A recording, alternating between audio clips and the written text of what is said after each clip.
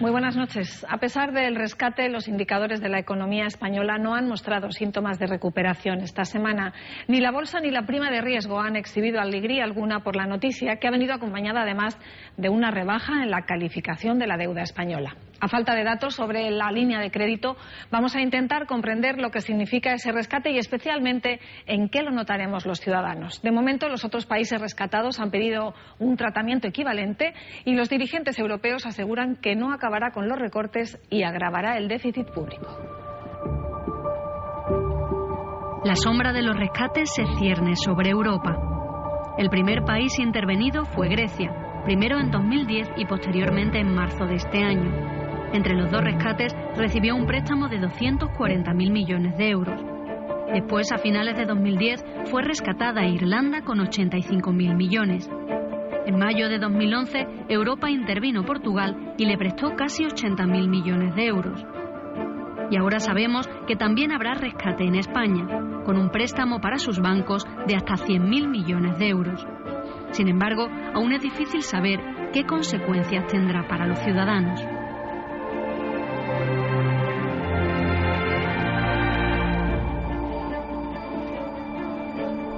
Las condiciones se les van a imponer a los bancos, no a la sociedad española. Esto no afecta en absoluto al déficit público. Lo que se acordó ayer fue una apertura de una línea de crédito para nuestro sistema financiero. Quizás para no reconocer las consecuencias de esta decisión, el Gobierno ha evitado pronunciar la palabra rescate. Es claramente un rescate a las entidades, orientado, dirigido a las entidades financieras, pero del cual el avalista último y definitiva, por lo tanto el deudor ante el Fondo Europeo, es el Estado español. Se han hecho públicos los grandes rasgos, pero los detalles aún no se conocen. Será un crédito de 100.000 millones como máximo al Estado español, a un interés de entre el 1 y el 4% y que luego el Estado prestará a los bancos que lo necesiten. Todo indica que el plazo de devolución será de 10 años. Sin embargo, no se sabe con seguridad de qué fondo europeo provendrá, ni cuándo estará disponible. Tampoco qué bancos se acogerán al préstamo.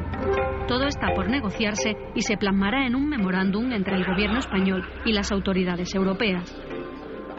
Tampoco parecen todavía muy claras las exigencias que Europa impondrá a cambio del dinero, aunque los expertos no creen que sean tan duras como las que se dictaron a Grecia.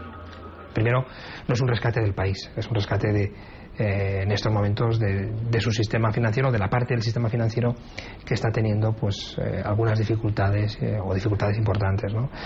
Y en segundo lugar, la condicionalidad tampoco está siendo tan amplia como la que se puso a Grecia, Irlanda y Portugal.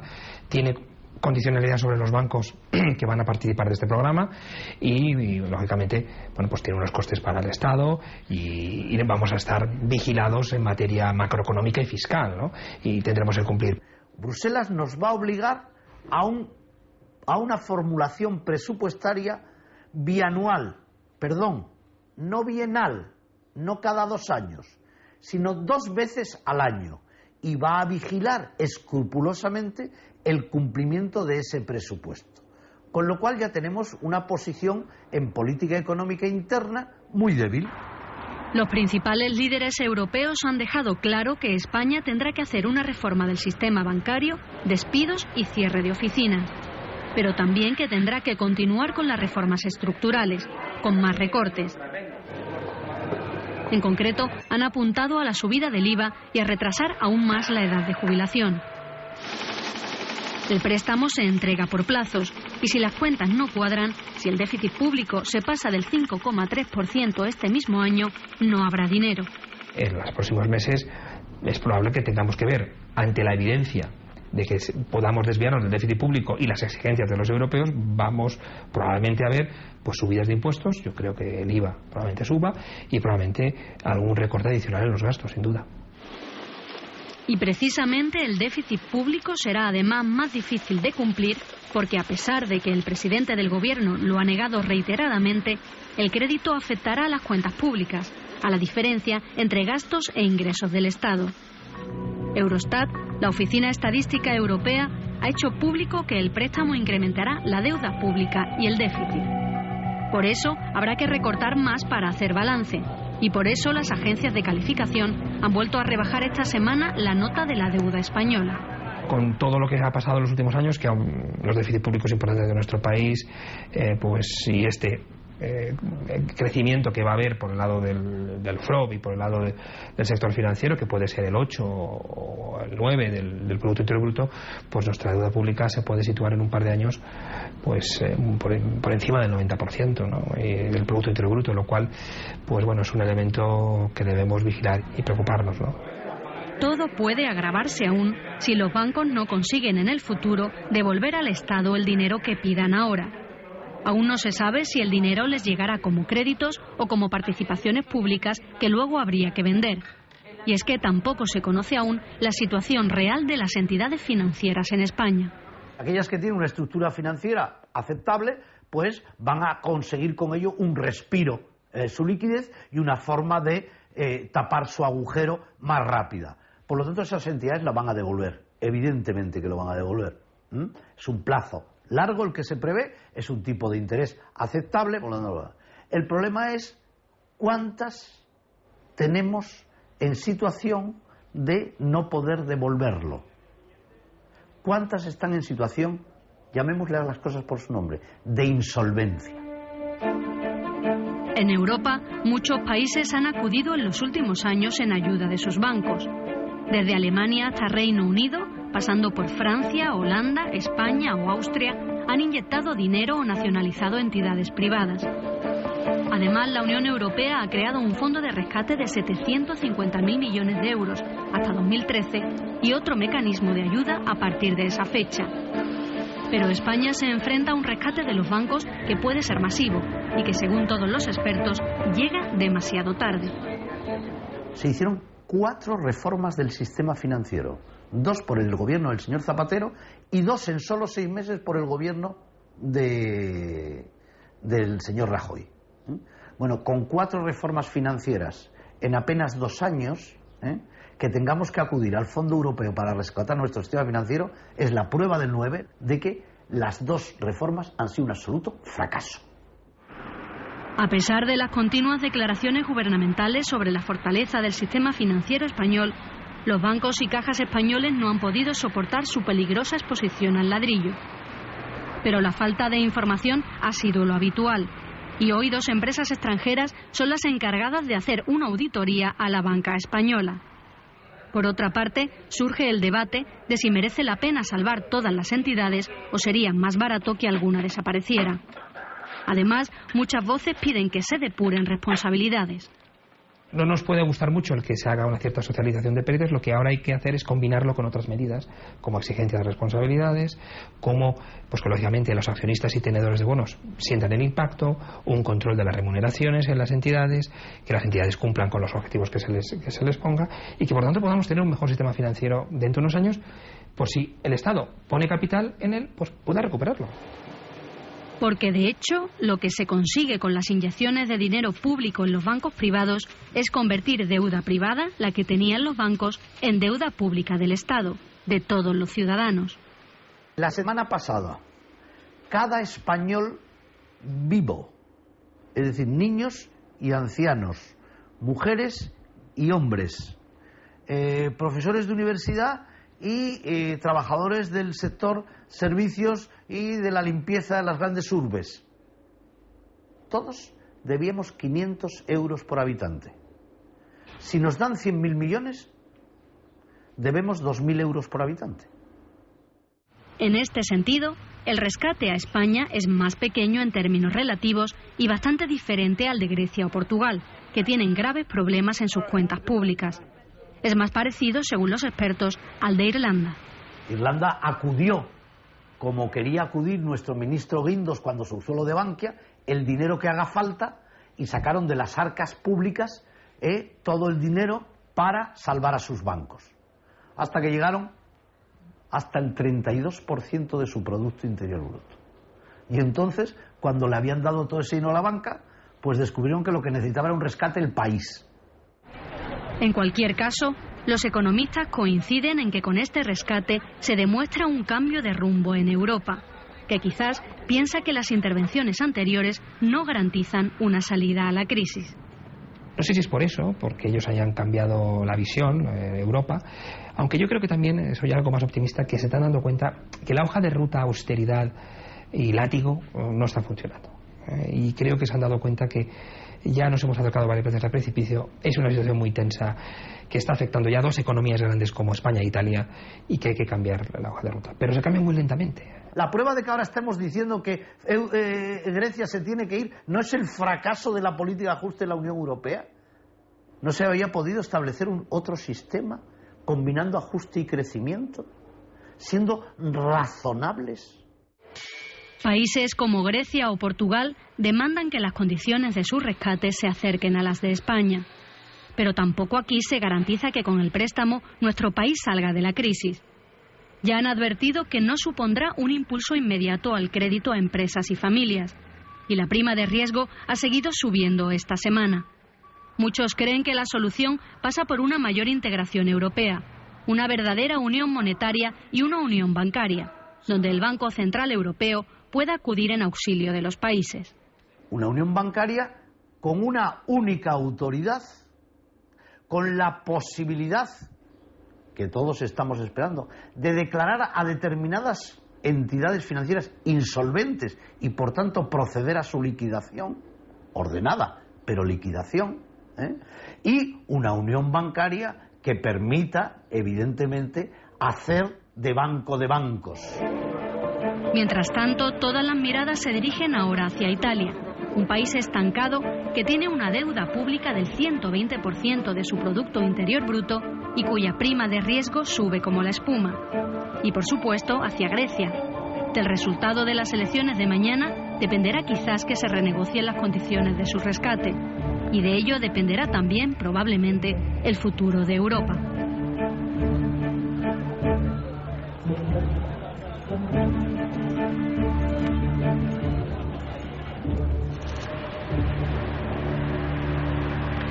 La crisis también afecta al sector turístico, aunque es verdad que es de los que mejor sobrelleva la difícil situación económica actual. Este verano, según las previsiones que manejan los empresarios del sector, entre el 50 y el 55% de los españoles saldrán de vacaciones, un 10% menos que el año pasado. Pero a cambio se esperan más visitas de turistas extranjeros, especialmente de la Europa del Este. Luchar contra la estacionalidad y mantener los niveles de empleo son los grandes retos, en palabras del nuevo consejero de Turismo, para la temporada que comienza la semana que viene.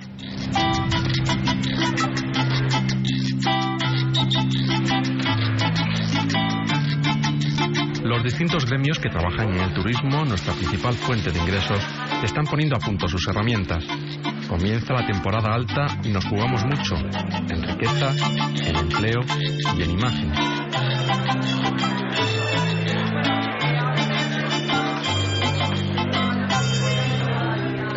Primera línea de playa, además muy moderna. La planificación de las vacaciones es uno de los puntales del sector. Ver, asesorarse y decidir, algo que no solemos hacer con mucho tiempo. Yo siempre cuento la anécdota de un señor que llega a mi despacho: oye, mire, que quiero que me busques un apartamento en la playa, tal. Bueno, ¿para cuándo? Dice, tengo la familia con el coche en la puerta. O sea, aquí somos muy de última hora. Hemos acostumbrado a la gente a venir muy a última hora, a veces buscando esa oferta de última hora tan barata que tiene más de cuento que de descuento, como yo digo, ¿no? Los datos que se van conociendo de lo que va de año y las previsiones para el verano no son precisamente para tirar cohetes, pero siempre hay donde agarrarse. El año pasado aproximadamente viajaron de vacaciones el 65% de los españoles. Este año se prevé que va a viajar entre un 50 y un 55% de los españoles, lo que supone una mayor caída. En el año 2010-2011 en el mundo hubo 800 millones de turistas. Se prevé, según la Organización Mundial del Turismo, que el año 2012 en el mundo va a haber unos 1.000 millones de turistas. Tan malo no vamos a hacer que no vamos a ser capaces de aprovechar parte de ese gran aumento que va a haber. Las previsiones de los grandes operadores afirman que la bajada en el turismo nacional, los españoles que veranean en España, será suplida por un incremento en visitantes extranjeros, sobre todo de países del este. Pero aquí chocamos con un dilema difícil de resolver: apostar por la cantidad en detrimento de la calidad, tanto del cliente como del servicio que se le va a prestar. No podemos seguir jugando las reglas que nos marcan los mercados internacionales, en este caso los mercados emisores, fundamentalmente los centros europeos, en los cuales para vender un paquete vacacional juegan con un número importante de camas, de pernoctaciones, pero lógicamente con los precios a la baja. Se está trabajando con unos márgenes ínfimos, donde se está vendiendo prácticamente una media de 30 euros la estancia en media pensión. Eso es prácticamente inasumible. Y para mantener cuotas de mercado, pues se está reduciendo en el capítulo de víveres, la calidad está bajando, y sobre todo en el capítulo de personal, se está reduciendo el número de trabajadores y trabajadores menos cualificados, que lógicamente perciben un salario inferior. El turismo del Mediterráneo ha sido un turismo de bajo o de inferior poder adquisitivo del que venía Andalucía. En Andalucía se ha hecho una apuesta desde hace muchos años por un turismo de calidad. Andalucía hace muchos años que dejó de ser un destino exótico y barato. Aquí ya no se vende el tipismo andaluz ni el exotismo, y tampoco es un turismo barato. Y en ese aspecto quien más se está beneficiando de la primavera árabe son destinos que trabajan ese perfil de mercado, como puede ser fundamentalmente Canarias, que ahí sí se está recogiendo todo el excedente de la cuenca del Mediterráneo. Los Juegos Olímpicos de Londres, entre el 27 de julio y el 12 de agosto, en la quincena más importante para este sector, suponen una incertidumbre más. Todo beneficia y todo perjudica. Unos Juegos Olímpicos, hombre, si los Juegos Olímpicos son 15 días, unos Juegos Olímpicos no son más. Yo recuerdo en la última Olimpiada que hubo en España, el año 22, que le afectó un poco a la Expo, pero que no se notó, ¿no? A lo mejor nos aprovechamos aquí en la Expo de los señores que fueron a Barcelona y después pasaron por aquí. La paradoja no tiene fácil solución.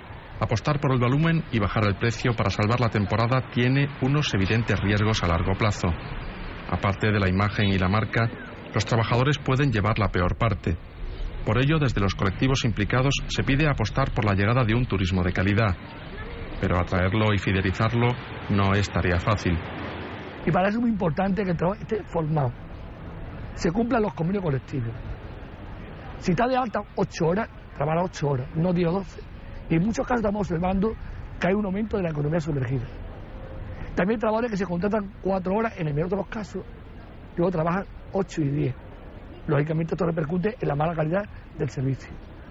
Y el cliente lo puede notar, y si el cliente está satisfecho no volverá. La economía sumergida ha sido siempre el lastre de este sector. Tanto empresarios como sindicatos reclaman todas las temporadas que las administraciones vigilen la competencia desleal que practica quien no cumple la ley. No hay un departamento de inspección importante como el sector o la industria requiere, ¿no?, para que se sacara a la luz toda esa economía sumergida. Pues vemos que no está disminuyendo, sino todo lo contrario. La inspección está funcionando bien. Nos gustaría que más que a los establecimientos reglados se inspeccionara a los no reglados, pero bueno, de alguna forma el promedio de inspecciones de cualquier establecimiento turístico, sea grande, mediano o pequeño, no es inferior de inspecciones de 10 al año entre turismo, trabajo y sanidad. Las opciones, como cada año, son muy variadas. Desde el crucero al camping, pasando por el hotel o el alquiler del apartamento. El del camping es un segmento que no pierde fuelle, sino que crece. Son 120 los camping en nuestra comunidad, una forma de descansar usada por unos 150.000 andaluces.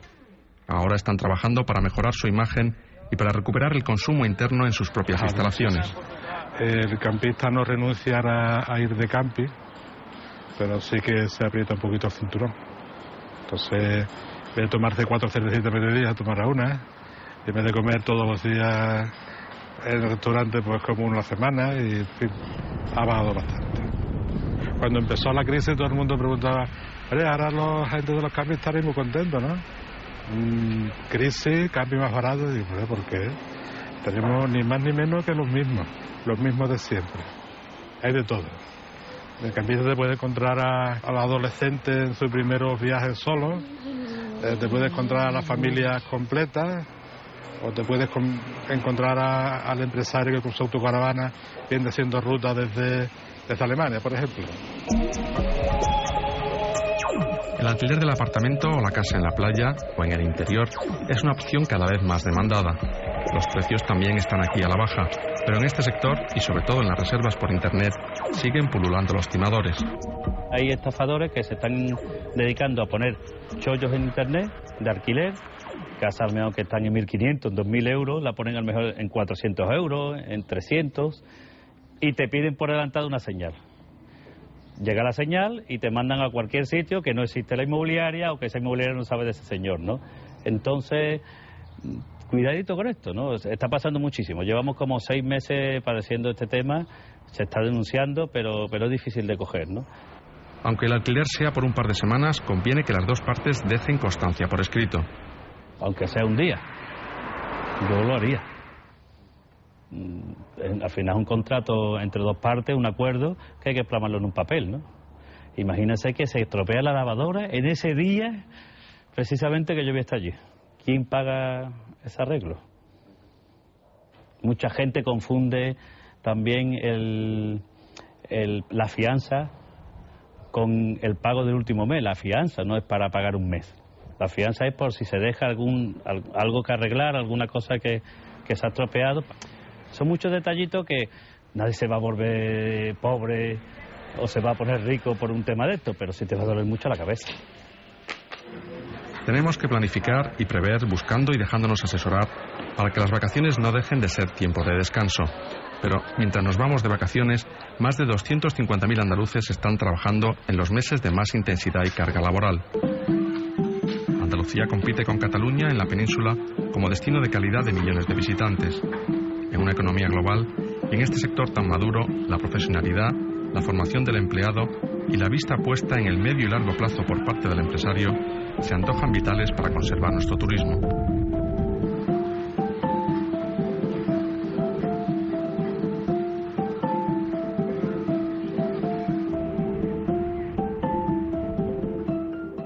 Andalucía lidera un año más la clasificación de comunidades que ostentan la bandera azul. 93 playas, 12 más que el año pasado, tendrán este año el distintivo de calidad. Y a propósito de calidad, hoy vamos a terminar el programa con la Orquesta Barroca de Sevilla, Premio Nacional de Música el año pasado. Su trabajo no se centra exclusivamente en la interpretación de piezas barrocas. Destacan también por su esfuerzo en la recuperación del patrimonio musical y de instrumentos antiguos que después incorporan a su repertorio. Hemos asistido a la grabación de su último disco, en el que tocan partituras célebres y algunas casi inéditas.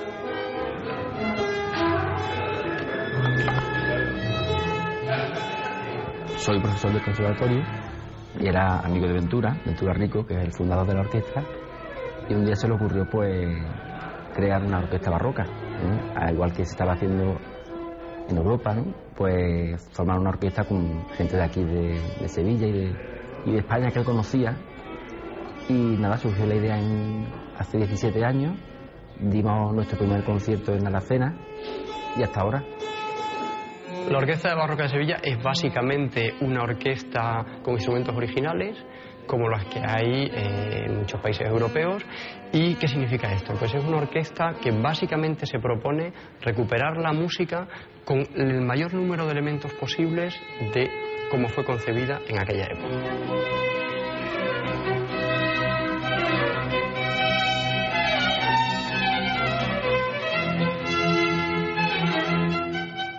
Toco la viola. Empecé de pequeñita con violín y terminé cambiando a la viola, me gustaba más el instrumento.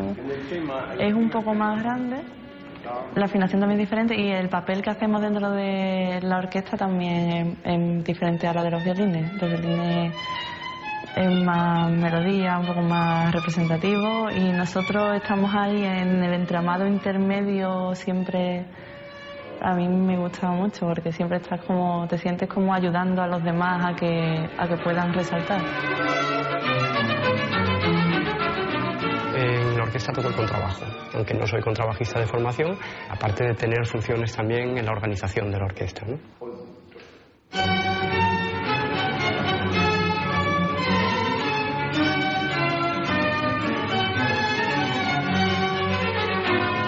Tenemos un director musical que se encarga de programar el año, musicalmente hablando, que determina una serie de programas de música, de compositores, y en función de ese programa también se decide qué director o qué solista tienen que participar con nosotros. hay un trabajo previo, personal de estudio en casa, y luego con ese director pues trabajamos 3 o 4 sesiones de ensayo. Es la tercera vez que trabajo con ellos. Me gusta mucho el orquesta porque hay muchos músicos de aquí y eso me parece interesante. Y también porque tenemos condiciones de trabajo aquí muy buenas y se puede concentrar. La calidad de vida es muy alta y entonces es siempre un placer venir.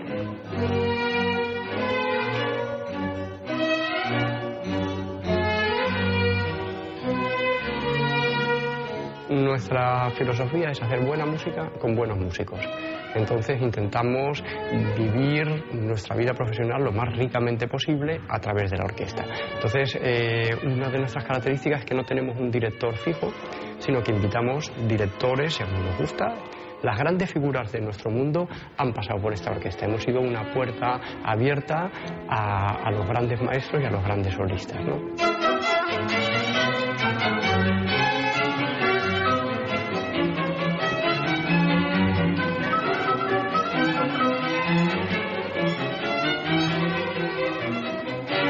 Una vez que empiezas, yo creo que ya no acabas. Necesitas seguir estudiando, formándote, porque es un poco como un deporte, ¿no? También es una actividad física y que tú, si dejas un día de practicarlo, el día siguiente pierdes. O sea, es algo que necesitas mantenerte en forma.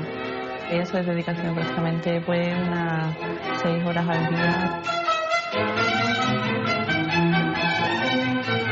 Orquesta le dedico muchísimas horas porque hay gran parte de voluntarismo en los que trabajamos en la orquesta, en un proyecto personal, en un proyecto que nos ha permitido enriquecer nuestra vida musical.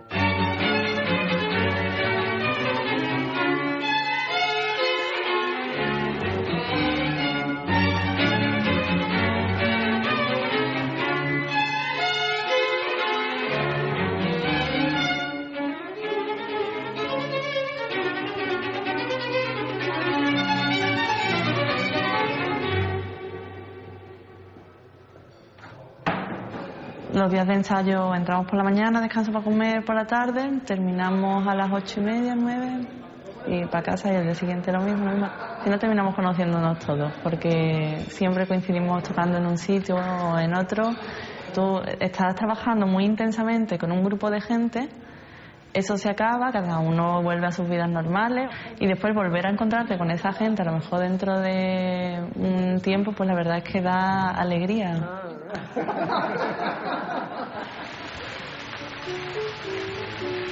Momento duro, pues llegar a conciertos, por ejemplo en Andalucía, como da mucho en todos los pueblos de Andalucía, y que hubiera más gente en el escenario que en el público, ¿no?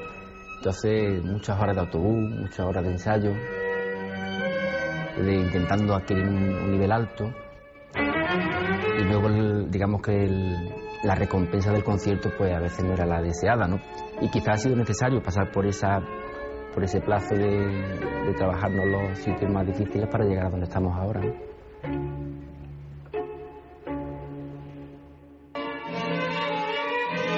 Los discos nunca son un negocio. Lo que es la grabación, luego el libreto y tal, puede costar aproximadamente entre 50 y 60.000 euros. O sea, es una inversión cara que no se recupera. Lo que pasa es que hay que grabar discos porque una orquesta o un grupo musical que no graba discos es como un novelista que no edita. O sea, realmente los discos son tu proyección pública, son tu tarjeta de visita. En nuestro caso es la plasmación de ese trabajo de recuperación del patrimonio que estamos haciendo.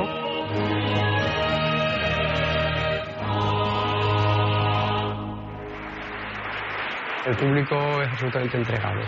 Llena siempre nuestros conciertos, tenemos una asociación de amigos de la orquesta que nos sigue y nos apoya, y luego allí donde hemos tenido una temporada permanente, como ha sido en ciudades como Cádiz, Córdoba o Jerez, donde nosotros hemos desarrollado mucha actividad, también teníamos un público. Ojalá, uno de mis mayores deseos sería que volviésemos a reconstruir nuestra temporada en esas ciudades, porque el público, al cabo de años tocando, ya llegas a conocer a muchas personas que vienen a saludarte, que ves que para ellos es importante lo que hacemos.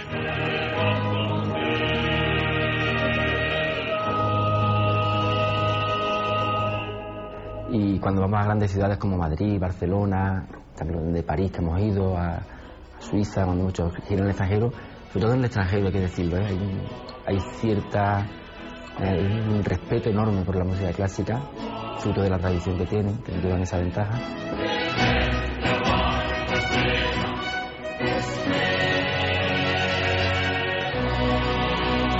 Hace varios años no se conocía muy bien internacionalmente, más bien en España, pero ahora se habla de la orquesta también afuera y se considera como uno de los mejores. Es una orquesta ahora que cuenta, que tiene su plaza.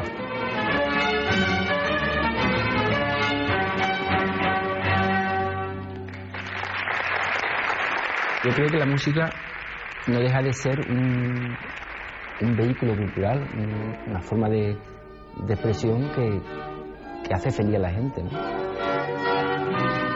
Sobre todo tengo mucha suerte porque afortunadamente hago lo que me gusta, lo paso bien con la música, entonces lo paso bien, disfruto, me gano la vida más o menos bien, entonces yo soy un privilegiado, sinceramente.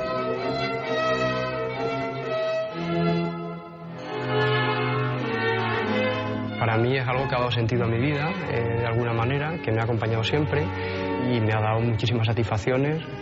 Tengo 48 años y sigo queriendo mejorar cada día, hacerlo mejor que ayer y eso pues considero que dedicarte profesionalmente a algo que te gusta es de los mayores tesoros que puede tener una persona y yo lo he tenido. Es mi vida, es todo. Ahora con la crisis y demás hay muchos recortes y yo lo que espero es eso, es poder seguir viviendo de lo que he estudiado y de lo que hago actualmente. Vivir de la Orquesta Barroca de Sevilla no se puede. Simplemente no se puede porque no hay el volumen de conciertos deseado. O sea, no se puede. Los músicos que vienen a colaborar con nosotros tocan en otras orquestas o trabajan, tienen otros puestos de trabajo, pero vivir de la Orquesta Barroca no se puede, desafortunadamente, ojalá. Luego ocupamos un espacio importante dentro de las agrupaciones independientes y no es fácil ser una agrupación independiente, o sea, una orquesta que no pertenezca a una institución. Nuestra vida es complicada y además tenemos una competencia grandísima de países donde la cultura se subvenciona de una manera muy importante y muy decidida.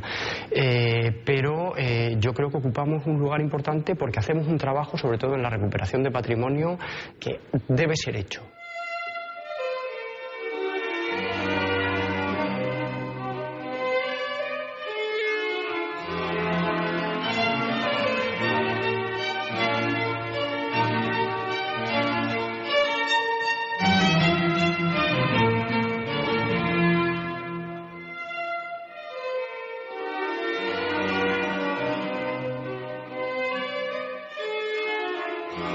Yo creo que la crisis afecta a todas las músicas, no solamente la clásica o la barroca. Entonces hay que inventarse otra posibilidad de comunicar con el público, porque el público se mantiene. Durante la crisis quizás todavía necesita más la cultura, la música, por olvidar los problemas y para que se quede un nivel de dignidad que el ser humano necesita eso. Esa capacidad de emocionar, de evadirse un poco del diario, ¿no?, de tantas noticias económicas como tenemos, negativas en este sentido, yo creo que supone una liberación de esos momentos. Yo creo que son totalmente necesarios para seguir manteniendo esa ilusión.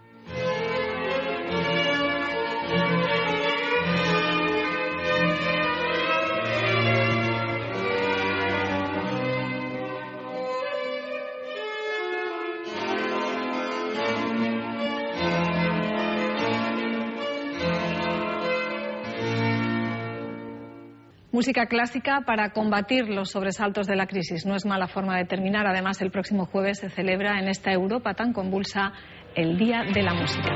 Nos vamos ya y lo hacemos deseándoles que pasen un feliz verano. Gracias por habernos seguido una temporada más. Nos vemos pronto. Buenas noches.